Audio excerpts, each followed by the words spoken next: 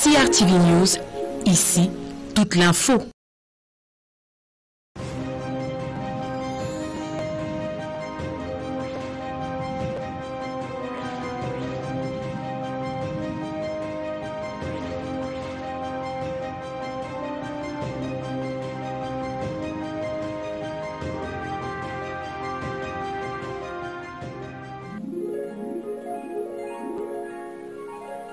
CRTV News, nothing but the news. Media professionals, while welcoming you to the Public Health Emergency Operations Coordination Center for our daily press briefing on the evolution of the COVID-19 epidemic in Cameroon, I would like you to receive the gratitude of the Minister of Public Health, Dr. Manauda Malachi, for the relentless efforts you make in accompanying our populations in the adoption of the desired behaviors, in sharing accurate and reliable information on the novel coronavirus. In the light of the evolution of the epidemic that began almost 6 months ago, we need to be more vigilant in order to preserve our achievements and even do more. We must always bear in mind that the risk of the resurgence of a new outbreak remains. Mesdames et messieurs, la décentralisation de la réponse avait pour objectif de donner les capacités aux unités opérationnelles du système de santé de lutter contre le Covid-19 dans leurs différentes localités en fonction des réalités et des particularités de chacune. Cela a aussi permis de rassembler nos diverses ressources et compétences afin de répondre de manière efficiente à cette crise sanitaire qui a brusquement changé nos habitudes de vie, nos attitudes et nos pratiques. Nous l'avons constaté ces dernières semaines, la stratégie gouvernementale de réponse a donné des résultats assez satisfaisants, avec un taux élevé de guérison, un faible taux de mortalité et une diminution de la proportion des personnes testées positives au Covid-19. Nous le devons, entre autres, à cette approche décentralisée qui a nécessité l'engagement de nos personnels de santé à tous les niveaux, mais aussi à l'appui constant de nos partenaires techniques et financiers qui nous soutiennent dans les différentes interventions que nous menons sur le terrain, notamment en termes de renforcement de capacités, de sensibilisation des populations, de prise en charge, de dépistage, de désinfection des sites et j'en passe. Par ailleurs, la nouvelle composante de la stratégie mobile des 3T, à savoir la caravane mobile, continue de s'étendre dans le pays afin de rompre la chaîne de contamination en conduisant au plus près des populations la sensibilisation, le dépistage, la prise en charge des cas.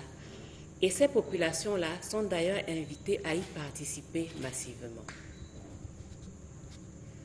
Mesdames et messieurs, nous mettons un accent ce soir sur la région de la Damawa, le château d'eau de notre pays. Elle fait partie, avec l'extrême nord et le nord, des régions qui ont enregistré le moins de cas depuis le début de la crise. À la date d'aujourd'hui, 234 cas positifs y ont été enregistrés avec 9 décès.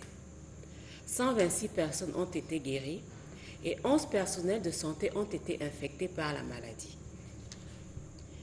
L'épicentre de l'épidémie dans la région de la Damawa est la ville de Ngaoundéré, qui à elle seule compte 225 cas sur les 34 qui ont été enregistrés. 6 districts de santé sur 9 sont touchés. Les districts de santé de Bankim, de Bagno et de Tinea n'ayant enregistré aucun cas depuis le début de l'épidémie. Ces résultats confortables enregistrés sont le fruit des actions entreprises par les gestionnaires de l'incident au niveau régional que sont le gouverneur et le délégué régional de la santé publique. Ils ont mis sur pied la cellule de veille sanitaire dès le début de l'épidémie. Des campagnes de sensibilisation en collaboration avec les autorités administratives, les leaders communautaires, traditionnels, religieux et associatifs ont été menées de manière intensive. Aussi, l'activation du système régional de gestion de l'incident a permis le dépistage en poste fixe, la prise en charge précoce des cas ainsi que le suivi des contacts. La stratégie mobile de dépistage qui sera implémentée dans les tout prochains jours permettra d'améliorer les performances de cette région. Nous saisissons par ailleurs cette occasion pour féliciter et encourager les populations de la région de la Damara à continuer de participer aux différentes interventions entreprises au sein des communautés dans le cadre de la lutte contre le Covid-19. Ladies and gentlemen, we need to keep standing together and scrupulously continue to comply with the barrier measures put in place by government and WHO, namely, washing hands with clean running water and soap or using an alcohol-based solution, covering your nose and mouth with a disposable tissue when coughing, sneezing, or using a bent elbow, avoiding close contact with anyone with flu symptoms, maintaining physical distancing of at least 1.5 meters. Above all, stay at home as much as possible. Go out only when necessary, and wear a face mask when going out. Let us protect ourselves. Let us protect others. Thank you for your kind attention.